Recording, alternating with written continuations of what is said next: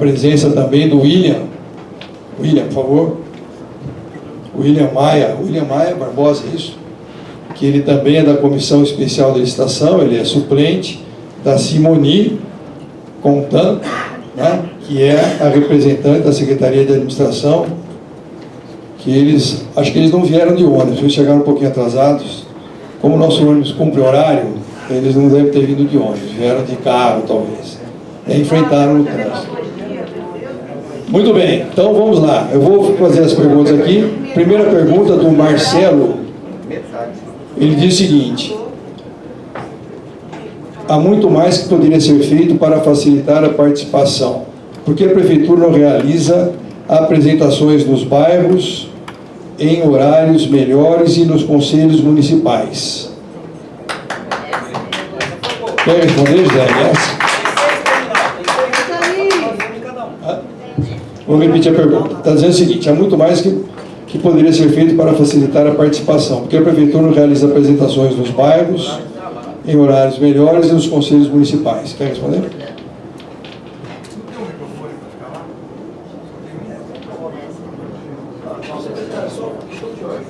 Só a resposta ou a gente vai poder falar sobre o setor de presente?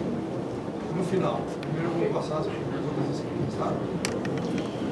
Na realidade, não há uma obrigatoriedade legal para que isso seja feito, né? Mas tudo que está na lei, audiência pública e já o hot site que nós fizemos, que está disponível, as urnas que estão disponíveis em todos os locais públicos, nos terminais, eu acho que isso já sana várias dúvidas, né? E a participação popular fica aí bem ampla nesse sentido. Então, existe também a dificuldade, uma dificuldade de logística, de tempo e de tudo mais para que isso seja feito. Eu acho que demandaria um tempo aí, no mínimo, triplicado para poder atender a essa questão. Mas o que a lei exige, além da lei, além do que é exigido por lei, nós estamos fazendo. O convite dessa reunião chegou nos terminais domingo. Eu vi.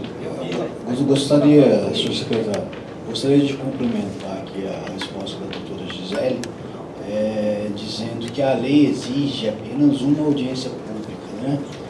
Essa audiência já foi realizada em março, nós estamos realizando uma outra audiência hoje, e além disso, em fevereiro, teremos uma nova audiência. Então nós estamos indo além da lei para publicizar o transporte público de Campinas, tá? Para recebermos sugestões, ideias e críticas, para a gente poder estar arrumando e melhorando o nosso processo. E logicamente que com toda essa publicidade, as pessoas que realmente têm interesse devem comparecer, né? O problema é que tem interesse, não tem, o pessoal trabalha.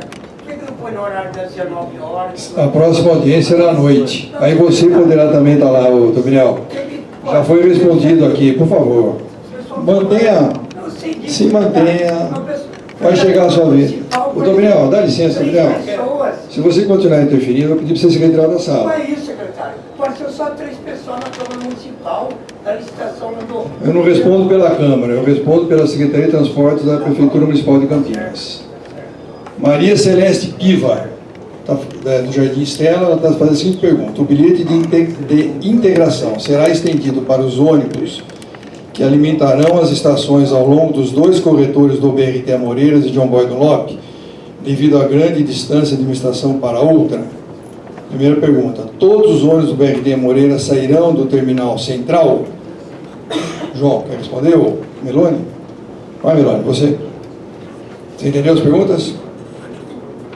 O bilhete de integração será estendido para os corredores BRT? É isso que ela está perguntando. E a segunda, se os ônibus do BRT Amoreiras, que é o corredor Ouro Verde, sairão do terminal central. Todos os ônibus, é a pergunta.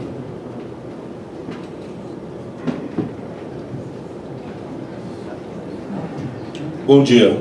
Não tem alteração nenhuma das regras do bilhete único, então a integração continua como está hoje, não tem alteração. A maioria das linhas do eixo Ouro Verde chegarão sim no terminal central, mas pelo eixo perimetral também vão chegar no terminal Mercado, tá? Então a gente vai utilizar o corredor perimetral, então terão essas duas variações.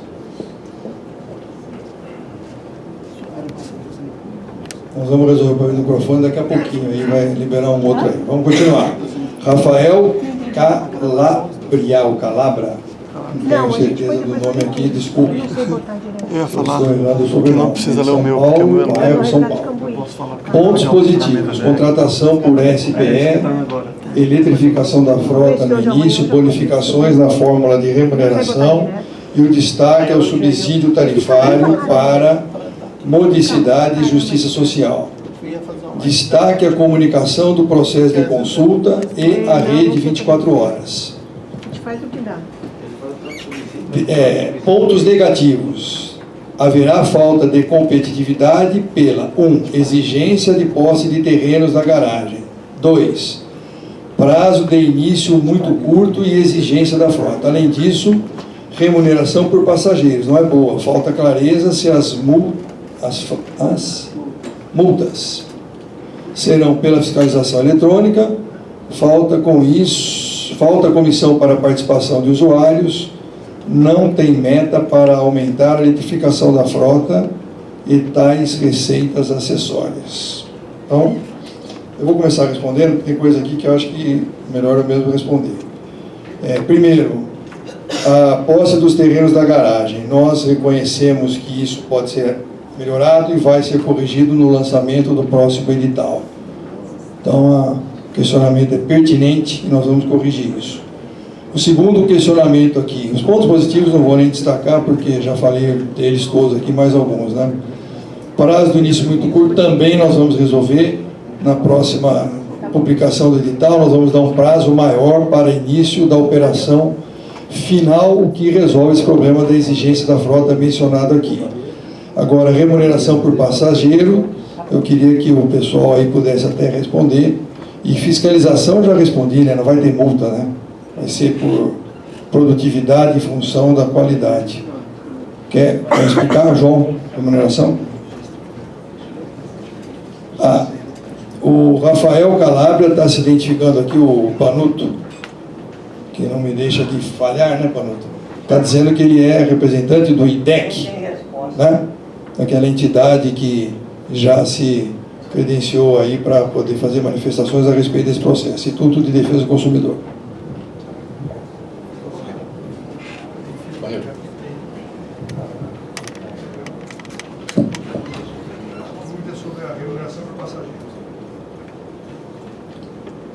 Veja, o conceito de remuneração de passageiro é justamente para você ficar, o operador ficar isento das questões de governo, de gratuidades, de concessões e benefícios. Então ele vai receber por cada um dos passageiros que passar pela sua catraca.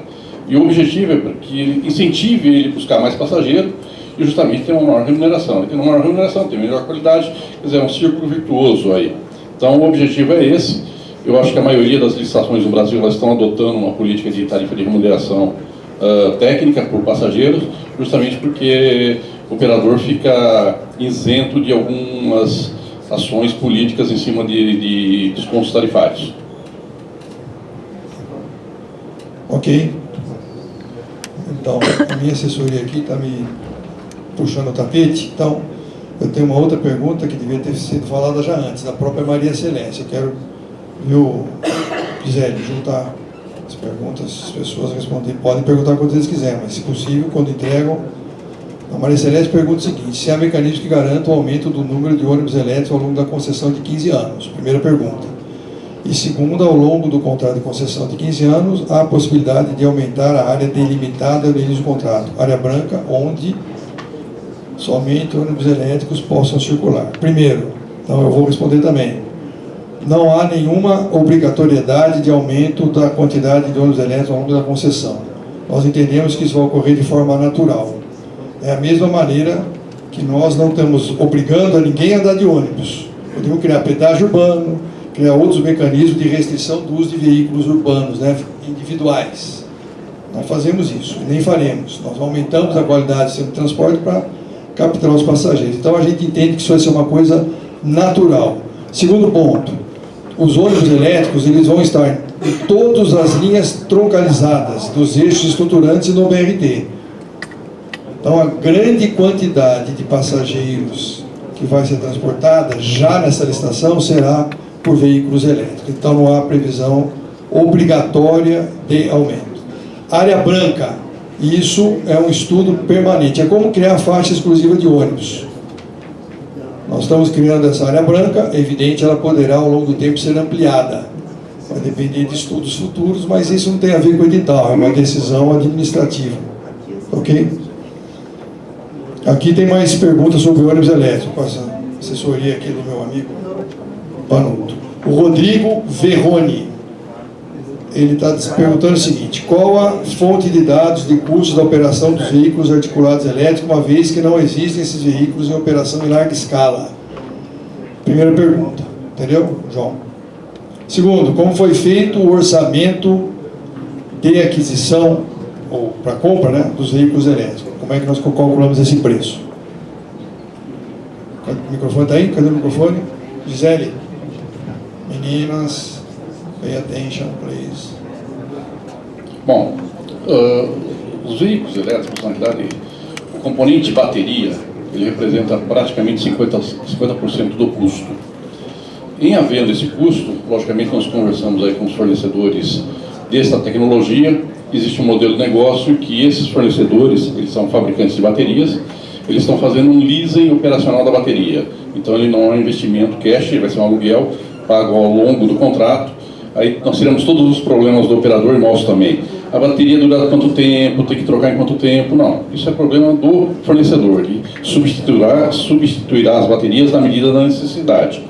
E o usuário, o concessionário, paga um aluguel por esse uso das baterias durante os 15 anos. Isso nós temos um acordo formal, documentado com o fabricante que é aqui de Campinas, devidamente documentado. A outra pergunta? É isso. Como é que compõe o custo? É isso, exatamente, você respondeu. É isso, é. Como é feito o orçamento de aquisição? Você respondeu as duas. O articulado, os dados articulados, é. Veja, logicamente, o fabricante, nós temos conversado com ele, conversado com outros fabricantes também, existe, é técnico, né, mecânico. Você tem 2 motores para um ônibus convencional padrão, nós temos 4 motores para o outro, a potência do motor, você tem um consumo, você tem um carregamento, você tem um ar-condicionado. Então, toda a parte de, vamos dizer, de consumo de energia está estabelecida em função do componente de tração. E, logicamente, você tem o chassi de articulado, ele não tem, a BIT tem articulado já operando com 18 metros, o diferencial é que o ônibus articulado aqui é de 21 metros, que nós estamos querendo por capacidade, então é um alongamento só de chassi, mas os componentes do ônibus eles não mudam significativamente. Nós teremos 2 eixos, um segundo vagão, mas perfeitamente tranquilo. A BIT e a YouTube, ela tem ônibus articulado rodando na Europa, nós não temos no Brasil e na América Latina. Mas é lógico que a tecnologia está chegando. Aqui cabe um complemento sobre o valor, os custos do elétrico.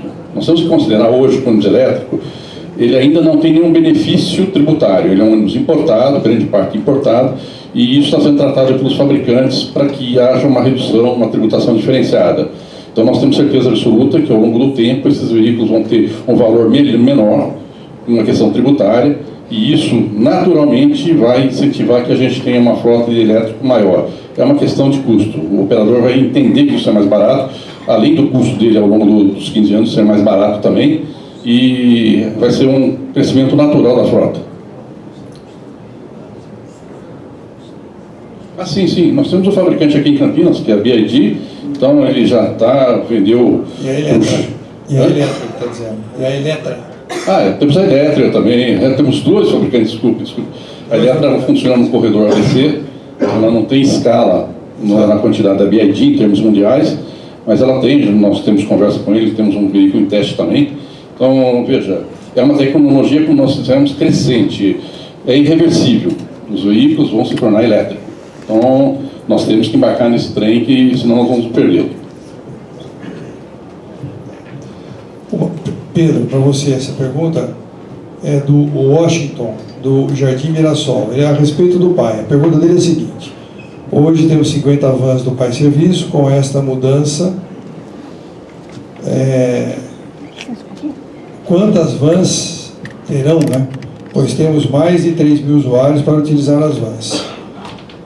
E depois ele coloca que as vans do PAI, a partir da mudança, é necessário que se tenha orientação para os motoristas para embarcar os passageiros com segurança. De que maneira a empresa contratada vai trabalhar com essa orientação? E você pode, então, essa questão do PAI. Depois, a outra pergunta, se a idade para idoso será reduzida de 65 para os 60 anos. Bom, com relação ao PAI, não tem previsão de aumento do número de vans, né, de veículos. Entretanto, a gente há algum tempo vem trabalhando para contratar um software de otimização, tá? O atendimento do serviço do PAI é muito complexo porque cada usuário quer, no seu determinado momento, ir para um determinado lugar, né? Diferente do sistema de transporte convencional, que as pessoas se adaptam ao trajeto da linha. O PAI tem que se adaptar ao trajeto da pessoa. Então, isso eleva o nível de complexidade. Então, a gente vem buscando, já está testando na INDEC há um certo tempo, um software que vai otimizar o serviço. Então, a gente acredita que com esse software a gente vai conseguir equacionar o sistema, tornar ele mais otimizado e dar um maior conforto, conseguir proporcionar um aumento de performance sem precisar aumentar o número de veículos, tá? Já com relação ao treinamento, né, tem previsão de treinamento, os motoristas são, né, treinados constantemente, tem todo um regramento para treinamento, né, isso não só para os motoristas do PAI, para todos os motoristas do sistema. E com relação à redução da idade de gratuidade, não tem previsão, a gente pretende manter os 65 anos.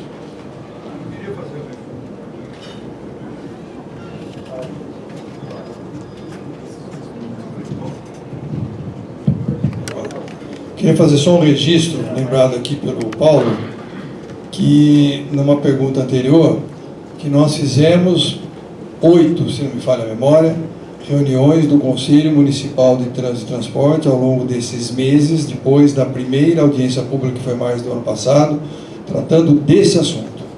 Alguém fez um questionamento aqui que ele deveria fazer audiências dos bairros e nos conselhos e tal.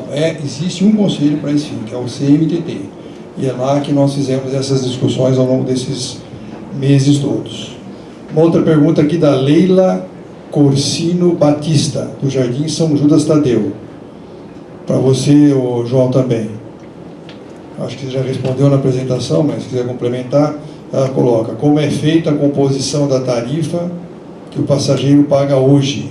Como o custo da operadora, combustível, manutenção, etc., engloba o valor da tarifa? Não, a metodologia de cálculo é a mesma que nós calculamos o custo de remuneração dos concessionários. É lógico que você calcula o custo, ele custa mais do que a tarifa recolhe, e aí por isso tem um subsídio. Então não existe fórmula. Calcula-se o custo da operação, quilometragem, combustível, mão de obra, custos fixos, depreciação, total, você chega no totalzão lá, é 100%. 100%. Quantos passageiros eu tenho? Quanto que é a tarifa equivalente, ou seja, quantos que efetivamente pagam fora a gratuidade. Lembrando que no sistema atual, 68,9% somente que pagam a tarifa. O resto tem algum benefício. Então, se aquele número que foi passado, 13 milhões e 300 mil passageiros por mês, somente 8 milhões que representam uma tarifa paga. Se você fizer aquela multiplicação, você vai ter um valor de 40 milhões. Se você pegar o valor custo do sistema, ele custa 47, 45, aí entra o subsídio de 5 milhões para cobrir isso daí. Exatamente uma conta simples que não tem mágica, não muda. Ok, obrigado. O Walter Rocha de Oliveira está fazendo a seguinte pergunta: se será feito banheiros nos pontos finais para os operadores e usuários, nos bairros e no centro? Pedro?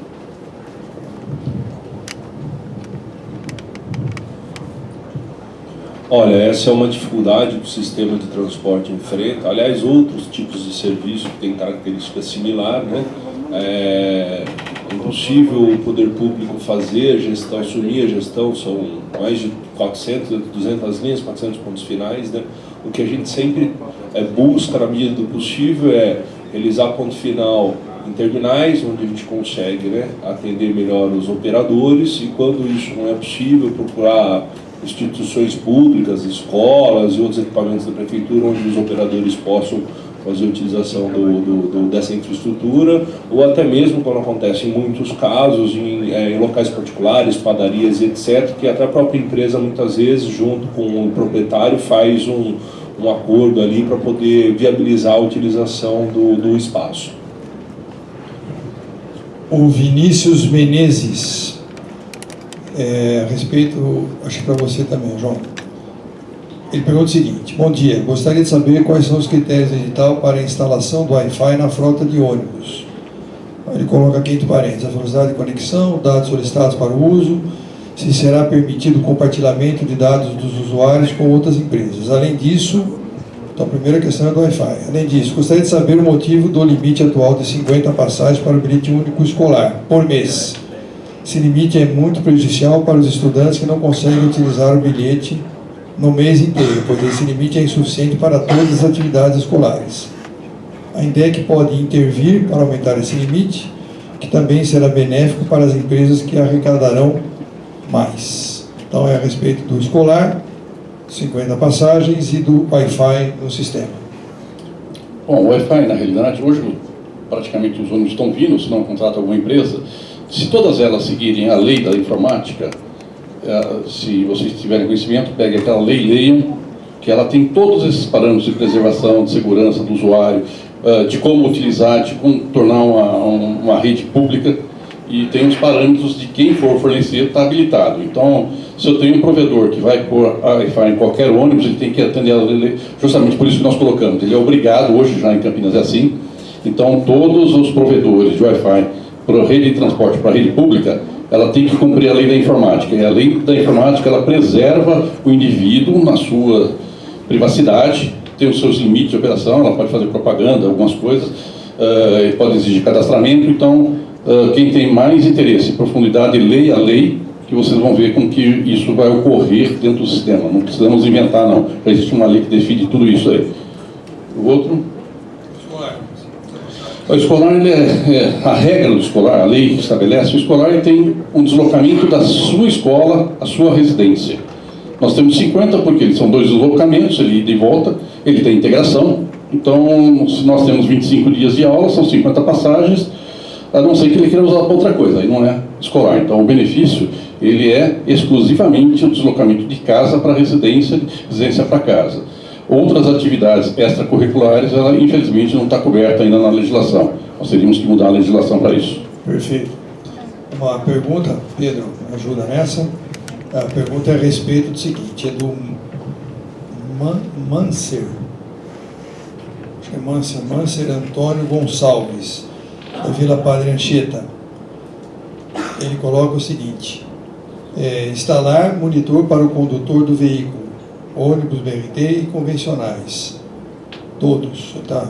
Acho que talvez seja uma sugestão. Enxergar na câmara embarque e desembarque de passageiros. A respeito do ITS, então. Com relação a isso, a gente está avançando bastante em termos de ITS, né? Tem um pacote grande de tecnologia que o João já expôs, e sim, teremos um terminal de comunicação com todos os operadores, né? E as câmeras irão também vigiar os movimentos e os acessos nos veículos em todas as portas, tá?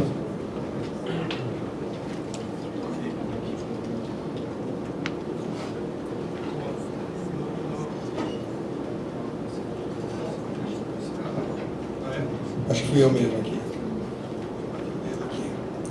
Noemias Camargo Júnior pergunta o seguinte: nada foi especificado sobre o transporte alternativo. Por quê? Acho que não houve entendimento. Quer falar, João? Por favor.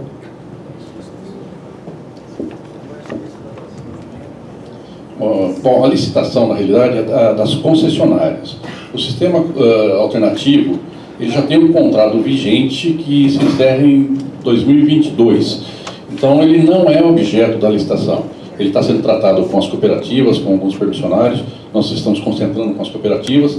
Ele vai ter alguns remanejamentos de linhas, mas ele não vai sofrer solução de descontinuidade. Então, a concessão é somente para as concessionárias. Nós estamos terminando essa concessão, implantando essa concessão preparando já a licitação para as concessionárias para 2022. Mesmo porque nós entendemos que o sistema alternativo, o STAM, ele é um sistema complementar e você fazer as duas operações juntas comprometeria até a qualidade de serviço ou a continuidade do serviço que nós temos hoje aqui. Ele é um grande setor, é uma grande, vamos dizer, apoio para nós, principalmente quando tem algum problema. Os permissionários estão sempre aí atuando, nunca pararam, então nós queremos que eles continuem e não queríamos intervir agora na concessão, que é somente os operadores de concessão das concessionárias, entrassem também as permissionárias, mas será licitado também em 2022. Tá. Aqui tem uma outra pergunta do Valdeir Roberto Almeida, do Santa Genebra, o bairro. Ele diz o seguinte, ele está falando a respeito, assim, ó, eu não entendi direito, mas eu vou tentar traduzir. Poder de compra de uma passagem no comércio, em padaria, mercado, etc. Pagamento no cartão de débito ou crédito. Se eu estou entendendo aqui, são variações na forma de pagamento, né? Se ele pode... Não. Sim, mas veja, hoje, então vamos falar como é hoje, como será no futuro. Hoje nós temos mais de 300 pontos, né? Que podem ser recarregados, tanto o bilhete único como comprar a passagem do QR Code, que não temos mais dinheiro no ônibus há quase um ano, e também pode ser feito isso pelo celular. Então, isso já está resolvido nesse aspecto. Estamos estudando outros meios de pagamento, que é via cartão, que talvez seja aqui uma das questões, crédito ou débito, mas para isso tem que ter uma ampla mudança no sistema financeiro nosso de bilhetagem. Isso deverá ser contemplado nesse processo de licitação mencionado. Não vai funcionar de cara, isso não. Então, nesse primeiro período, antes dessa licitação, nós vamos funcionar o sistema como é hoje, com cartão de bilhete único, vale transporte, QR Code, etc., todos esses modelos de bilhete que nós temos hoje. Tá? Então, isso responde a questão aqui. Eliseu Jesus da Silva. Talvez o Meloni possa ajudar, viu, Meloni? Gostaria de saber por que colocam temporizador no semáforo para o condutor. Outra questão é sobre o idoso embarcar pela porta traseira do ônibus. Acho muito arriscado. Por que não coloca uma lei para que o idoso e gestante embarquem na porta dianteira? Então, são duas questões. Temporizador no semáforo? Por que não coloca? Tá. É uma sugestão. E a outra é sobre o idoso, o embarque do idoso. A Câmara resolve.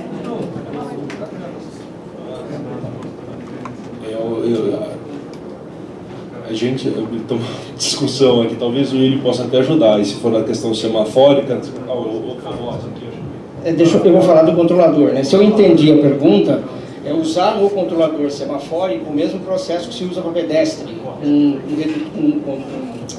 Você vai reduzir no tempo, o pedestre sabe quanto tempo ele vai passar. O problema é que esse tipo de equipamento, para o semáforo principal, ele não é aprovado até hoje pelo Denatran, né? É preciso que o Denatran aprove uma tecnologia para a gente poder adotar. As que se encontram pelo Brasil, e eu já fui em diversas cidades em que existe esse tipo de equipamento, ele não tem exatamente um contador, mas ele vai apagando as luzinhas, né? Não sei se vocês já viram. Mas esses equipamentos não são homologados pelo Denatran.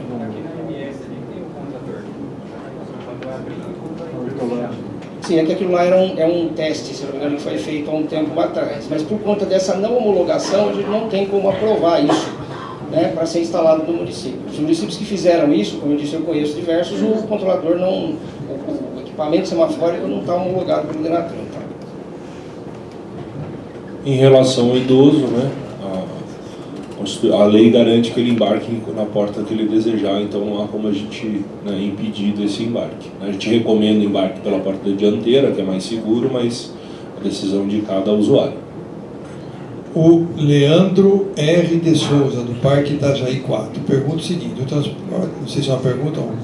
ele faz um comentário, então vou registrar aqui. O transporte coletivo de qualidade deve apresentar maior quantidade de frotas nos horários de pico, conforto o elétrico como mobilidade de todas as frotas, comodidade de Wi-Fi e ar-condicionado, baixíssimo ruído, tarifas justas. Afinal, se o transporte coletivo for de qualidade, todos os cidadãos o utilizam e o trânsito pode fluir sem necessidade de carros para se deslocar ao trabalho. Se é para dar uma concordância aqui, vou assinar aqui junto com o Leandro. É exatamente isso que nós estamos tentando, né? Melhorar a qualidade do sistema para trazer mais usuários e melhorar a operação. Esse aqui tem mais pergunta, não tem? Paula, tem mais uma aqui, ó. Eu vou pegar uma outra do Valdecir, que eu acho que não sei se mandou depois, agora há pouco eu respondi a pergunta dele. Valdecir Almeida, do Jardim Santa Genebra. Dos terminais para dentro dos bairros, micro-ônibus, menos volume, mais rápido, danifica menos o asfalto. Mais fácil a parada nos pontos, talvez micro pode terceirizar. Acho que talvez seja uma sugestão. Quer responder, Pedro? Qual é a ideia desse conceito da concessão? Como é que nós estamos fazendo as alimentadoras? A ideia é cada vez mais tentar equilibrar, né, o tamanho do veículo ao porte da via, né? Lembrando que, óbvio, a gente existe, né, como a apresentação mostrou, se eu pegar o Campo Grande e Ouro Verde, eu tenho quase 40% da demanda da cidade, com 16% da área territorial. Então, nessas regiões que existe uma concentração muito grande, mesmo em linhas alimentadoras, a gente precisa operar com um veículo maior. Então, não tem muito como fugir disso. Mas, sempre que possível, a gente tenta equacionar porte de veículo e infraestrutura viária. João, para você. José Renato Oliveira diz o seguinte, ele não especifica o bairro, mas ele deve ser da região lá da região do Carlos Gomes. Gostaria de ver o pessoal da região do Carlos Gomes tendo linhas diretas para o centro sem ter que passar pela cidade judiciária.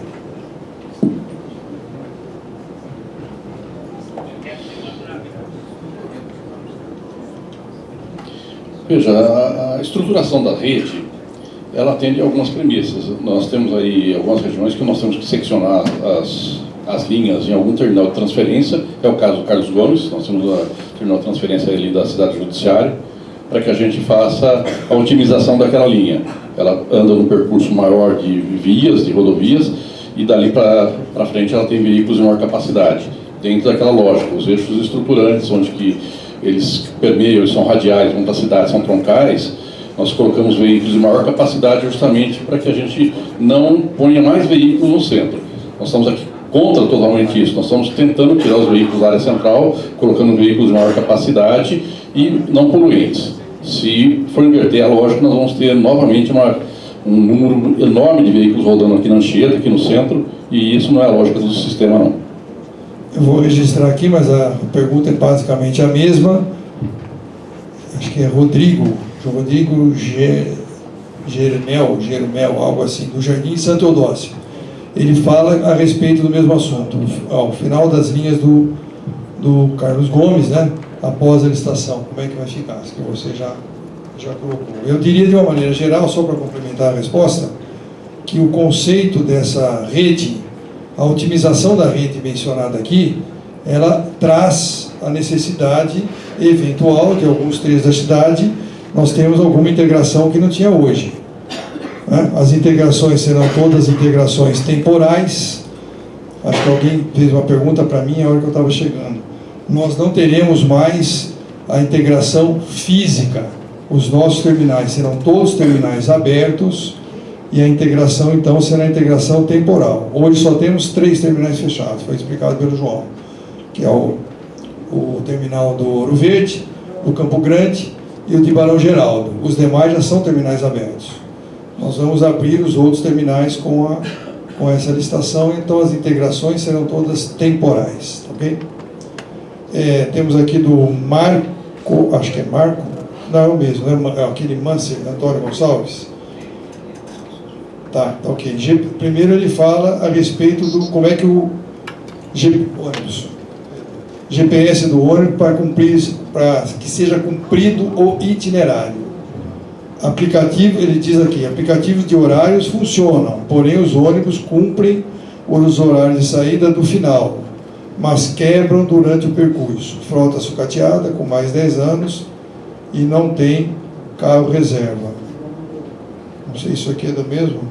É sim, é os passageiros. Agradeço a O ônibus quebra, oportunidade. O que a INDEC faz para que aquele passageiro embarque? Os outros ônibus já vêm super lotados. Não, entendi. Agradeço a oportunidade com as autoridades presentes a deixar seus carros em casa, fazer uso do bilhete único, acompanhar o trabalho dos condutores, motoristas, embarque, é mesmo?